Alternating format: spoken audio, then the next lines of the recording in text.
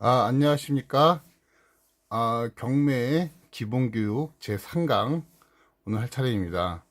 아, 아시다시피 제가 이제 그 위즈옥션 대표로 있고요. 그 다음에 이제 위즈옥션 도서물을 열었습니다. 그래서 위즈북.kr로 들어가시면 경매 강의도 결제할 수 있고, 재테크 도서도 저렴하게 구입할 수 있습니다. 그리고 저는 이제 서울대학교 평생교육원의 공경매 기본과정을 맡고 있습니다. 그리고 이제 저 전화번호는 010-8214-1010으로 전화 주시면 되겠습니다. 또 하나 이제 설명을 드리면, 제가 요번에 이제 책을 하나 썼습니다. 책이 이제 유치권 소송 실무라는 책인데, 이 책은 3년을 걸쳐서 총 망라해서 썼습니다. 그래서 좀 많이 시간이 걸렸고, 노력을 많이 한 책입니다. 그래서 이 책은 이제 공저로 했습니다. 한 분은 누구시냐면은 이제 그 법무법인 승훈의 대표 변호사이신 박상철 변호사님과 그 다음에 이제 제가 같이 860페이지로 해서 공저를 했고요. 이 책은 이제 이번 주 목요일 날 나옵니다. 목요일 정서점으로 나오고요. 그 다음에 이제 이 책의 특징을 말씀드릴 것 같으면, 원래 유로 출판사가 총 이제 3개의 책이 있습니다. 유치권으로는. 하나가 이제 유치권을 이제 1편 냈던 김응용 법무사님께서 내셨던 책이 하나 있었고요. 두 번째가 이제 변호사님 쓰신 건데, 장인태 변호사님이 이제 유치권 책을 쓰셨고, 그 다음에 세 번째, 이제 제가 유치권 실무 책을 썼습니다. 그래서 이거는 소송에 관련된 소식이 많고요. 그 다음에 소송으로 이제 특화된 책입니다. 그래서 한번 사보시면, 그 전에 있던 그 책도 다 망라해서 제가 다 이제 해놨고요. 이제 특징으로 말씀드리자면, 유치권을 소송을 어떻게 하느냐 그거의 과정을 다 이제 했었고요. 그 다음에 이제 법원 소송 양식을 제가 넣었습니다. 그래서 뭐 유치권뿐 아니라 공용 분할 소송, 그 다음에 유치권에 대한 권리 신고서, 또 그 다음에 유치권 부존재 소송, 그 다음에 명도 소송, 그 다음에 인도 명령, 이런 여타 필요한 양식들, 그 다음에 서식들이 많이 있습니다. 그래서 이거 보시면은 상당히 많이 도움이 되리라 생각이 됩니다. 그 다음에 이제 제일 중요한 게 그거 있죠. 유치권이 제일 이제 그 특수물권 중에서 어렵잖아요. 그래서 이제 거기서 보시면은 유치권의 법리가 많이 이제 있습니다. 그 법리가 뭐냐면은, 유치권이라는 건 그거잖아요. 그 공사한 건물에 공사비를 받지 못하면 공사비를 받을 때까지 점유할 수 있는 권리를 말하잖아요. 그죠? 그거 이제 점유할 수 있는 권리를 말하는데, 그 권리를 이제 유치권을 깨트리는 방법, 또 아니면 유치권을 보존하는 방법, 이런 것들이 이제 나와 있죠. 근데 그런 것들은 상세하게 설명을 했습니다. 그래서 보시면 되고, 이제 정가는 65,000원인데, 그 할인가는 58,500원입니다. 그래서 이 교보문고랑 같이 제가 할인을 해드리고, 그 다음에 네이버 페이로 이제 포인트를 별도로 지급할 예정입니다. 이렇게 하시면 되고, 그 다음에 이제 보시면 이제 도서물이 있습니다. 여기 보시면 위즈옥션 도서물 들어가시면 이제 거기 제가 이제 사이트로 정리를 해놨습니다. 보시면은 이제 이거 네이버에 입점을 정식으로 한 거예요. 그러면은 이제 법률 도서가 나오지 않습니까? 이렇게 이제 법률 도서랑 그다음에 재테크 도서랑 제가 해서 이렇게 올렸습니다. 그리고 보시면 이제 유로 출판사 나오는 거는 이제 법원 경매 일반 책이고요. 그다음에 아까 말씀드린 것처럼 제 서울대학교 평생교육원 과정 이렇게 나와 있고, 그다음에 지금 말씀드린 이 책에서 이제 올려놨고요. 이렇게 하시면 이제 할인가가 적용되죠. 이건 네이버에서 만든 쇼핑몰입니다. 제가 이렇게 입점을 했고요. 그 다음에 이제 65,000원인데, 도서 정가, 그러니까 도서 정가로 이제 팔아야 되는데, 할인할 수 있는 범위는 10% 할인밖에 안 됩니다. 법률에 의해서. 그 정도 하시고, 그 다음에 포인트, 이거보다 더 많이 드릴 수 있습니다. 요것도 이제 법률에 의해서 좀 드릴 거고요. 그 다음에 택배는 이제 택배로 하는 방법, 그 다음에 이제 찾아오셔서 수령하는 방법, 네, 퀵 서비스 하는 방법. 서울에 있을 때 퀵 서비스가 가능한데, 제가 이제 서울에 있기 때문에 퀵 서비스가 가능합니다. 서울만 되고요. 그 다음에 이제 저 지방 같은 경우는 좀 많이 나오니까, 해지고, 별도입니다, 별도. 찾아오시면 이제 요거는 이제 무료가 되겠죠. 어디로 오시냐면 이제, 요거는, 제가 이제 교대에 주로 있으니까, 서초역 쪽으로, 이제 서초역이나, 아니 교대역 쪽으로 오시면 직접 가져갈 수 있으십니다. 그래갖고 이제 설명 나오고, 이렇게 목차도 이렇게 있습니다. 목차 나오고요. 그 다음에 이제 다른 거는 이제 필요하신 거 있으시면 도서로 이렇게 하시면 되고, 또 서울대학교 평생교육원의 이제 프로그램 운영 과정도 제가 이제 40만 원인데 30만 원으로 할인해서 올려드렸고, 그 다음에 여기서 구매하시면 되고요. 구매하시면 이제 카드 결제가 이제 각 카드사에 있는 그런 이제 저거 무이자 할부 그런 거 할부가 이제 돼 있습니다. 그래서 보시면 되고요. 자, 그 다음에 이제 오늘 그 과정을 가겠습니다. 자, 오늘은 이제 그 법원 기본 상식에 대해서 오늘 좀 알아보는 시간입니다. 그래서 한번 보겠습니다. 자, 첫 번째는, 뭐겠어요? 법원에서 이제 준비를 하게 됩니다. 뭐를 준비하냐? 매각을 준비합니다. 매각을. 법원에서 매각을 준비할 때는 현황조사, 그 다음에 감정평가, 그 다음에 이해관계인 공문 발송. 3개죠? 네, 3개. 그 다음에, 권리 분석이 있습니다. 권리 분석을 해야 되는데, 권리 분석 무슨 말이냐? 민사집행법에 보시면 제91조에 보면 이제 인수하는 게 있고, 그 다음에 뭐 소멸하는 게 있고 막 이렇게 돼 있어요. 근데 이제 그런 게 있잖아요. 그러니까 권리를 인수할 것이냐 소멸할 것이냐, 그죠?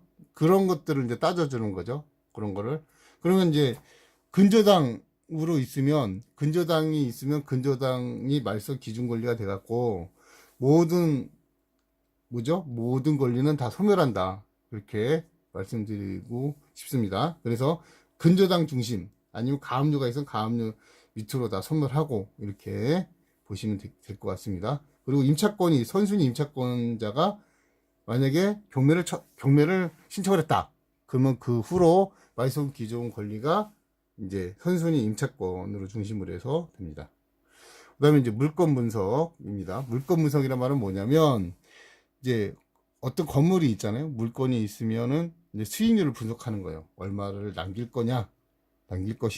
이거를 이제 자기가 본인이 스스로 이렇게 판단을 해보는 거예요. 이게 예를 들어서 예를 들어서 신림동에 있는 상가를 이제 낙찰을 할 건데, 그 신림동에 상가 낙찰을 하는데 현재 시세, 그 다음에 임대가 얼마냐, 그 다음에 이 임대를 향후 3년 이내, 아니면 1년 이내, 아니면 뭐 5년 이내, 뭐 이렇게 해서 수익률은 얼마 정도 될 것이냐, 이렇게 분석하는 방법이 이제 물권 분석입니다.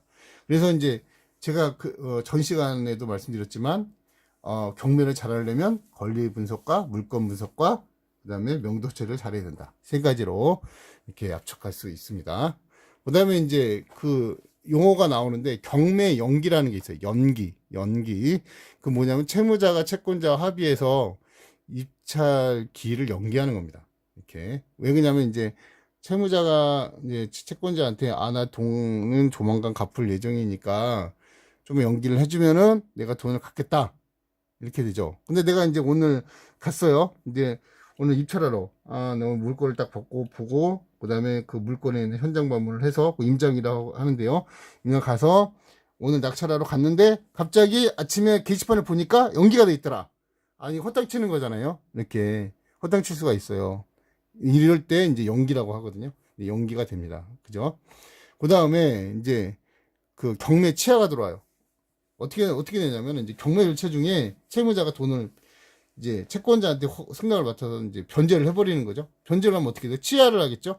그러면 이제 오늘 낙찰을 보러 갔는데 치하가 됐어요. 근데 내가 오늘 경매 입찰을 못 하는 거잖아요. 근데 그런 경우도 발생한다는 거죠. 그럴 수 있다. 그것도 보시면 되고. 그다음에 이제 내 낙찰을 받았습니다. 낙찰을 받고 그냥 멍하니 있는 게 아니라 이렇게 낙찰을 받으면 그다음 순서가 있어요. 낙찰 받았죠. 그다음에 이제 일주일 있다가 매각 허가 기일을 지정합니다. 그 매각 허가 기일 지정해서 이 물건이 하자가 없고 경매 절차상 이제 위법 사항이 없으면 경매 매각 허가를 해줍니다. 그럼 매각 허가가 되면 일주일 동안 이제 즉시 항고 기간을 놔두고 그 즉시 항고 기간에 이해관계인들이 이제 이의를 하는 걸 이제 할 수 있도록 기간을 남겨두죠. 그 다음에 이의가 없으면은 어떻게 해요? 일주일 있다가 다시 이제 잔금을 납부해 좋다는 명령서를 이제 발송을 하죠. 그때 이제 잔금 납부를 하게 되는데, 잔금 납부를 하게 되면 잔금이라는 거는 그거죠. 맨 처음에 이제 내가 이제 만약에 10억짜리 어떤 상가를 하든 뭐 15억짜리를 하든 뭐 5억짜리를 하든 간에 입찰 대금은 반드시 그날 그 최저가의 10%를 내거든요. 그럼 나머지 90%를 잔금을 내야 됩니다. 예, 그걸 내라고 이제 발송을 하는 거죠. 그러면 내가 이제 은행에다가 대출을 알아보고, 그 다음에 이제 어떻게 해요? 내가 이제 나머지 대금을 준비해서 내면 되고, 그 다음에 법무사비로 이제 내갖고, 그 다음에 소유권 이전 비용 내고, 그 다음에 이제 이렇게 나머지는 말소하는 걸로 해서 하지 않습니까? 권리들이 다 말소가 되니까. 그러니까 그거 잘 판단해야 돼요. 근데 총 이제 가장 기초적인 용어는 이겁니다. 기억하시면 매각 준비, 법원에서 매각을 할 수 있는 상태. 그러니까 물건을 올려놓으려면 어떻게 해야 돼요? 감정평가도 해야 되고, 현황조사도 가야 되고, 이해관계에 대해 공문도 발송해야 됩니다. 예, 그 전 단계를 이제 매각 준비라고 합니다. 그 다음에 권리 분석, 물건 분석은 뭐냐면, 우리 낙찰자 중심이에요. 낙찰자가 권리가 내가 인수할 수 있는 권리가 있는지 없는지, 예? 그거를 판단하는 거예요. 그래서 위험한 물건이냐, 안전한 물건이냐, 요거를 판단하는 것이 이제 권리 분석이 되겠고요. 근데 물건 분석은 뭐냐면, 아까도 말씀드린 것처럼 어느 물건이 있는데 내가 이거를 그냥 부동산에 사는 것보다는 경매로 내가 권리 분석을 잘하고 물건 분석을 잘해서 내가 이제 더 많이 수익을 남길 수 있는 그런 방법. 근데 물건 분석을 하면 뭐예요? 이 건물이 가치가 얼마나 되느냐? 물건이 가치를 따지는 거고, 그 다음에 임대료 수익이 얼마 되는 거고, 향후에 이 건물을 해서 얼마나 이익을 볼 것인지를 판단하는 기준이 이제 물건 분석이 되겠습니다. 그걸로. 그 다음에 이제 경매 연기, 경매 취약, 경매 허가, 잔금 납부, 이런 식으로 해서 요것만 아시면은 경매하는 데 전혀 지장이 없고요. 그 다음에 이제 나머지는 다 뭐예요? 테크닉이죠. 테크닉. 그럼 뭐예요? 이제 경매에 대한 지식이죠. 지식. 근데 절차는 똑같습니다. 경매가 개시되고, 그 다음에 경매가 개시되면 법원에서 현황조사를 나가고, 현황조사를 나간 다음에는 그 다음에 감정평가를 하고, 감정평가를 나가면은 뭡니까? 최초 경매가로 매각 준비를 하고, 매각 준비를 하면 어떻게 됩니까? 다 끝나면 그 전산에 올리고, 그 다음에 이제 매각 물건 명세서를 만들어서 배포를 하고, 그 다음에 이제 그걸 본 다음에 낙찰을 하고, 그 다음에 낙찰이 되면은 잔금 납부를 하고, 이런 식으로 나가죠. 근데 잔납하기 전에 뭐예요? 매각 허가가 떨어져야 잔금 납부를 하게 되는 것이고, 이의가 들어오면, 이의신청이 들어오면 그 재판이 끝나야지만 잔금 납부를 할 수 있다. 근데 잔금 납부를 하면 이제 어떻게 됩니까?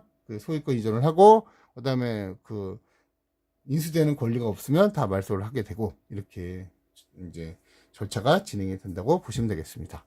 그 다음에 이제 맨 마지막에 이제 질문사항이 나오는데, 공매와 경매의 입찰 방식은 어떻게 다른가요? 라고 이제 물어보는 분들이 많은데, 이제 공매는 아까 얘기했지만 캔코 자산관리공사에서 이제 진행하기 때문에 인터넷으로 이제 입찰을 보셔야 되고, 인터넷 회원가입해서 입찰을 보셔야 되고, 계약금이나 잔금이나 다 그쪽으로 내셔야 됩니다.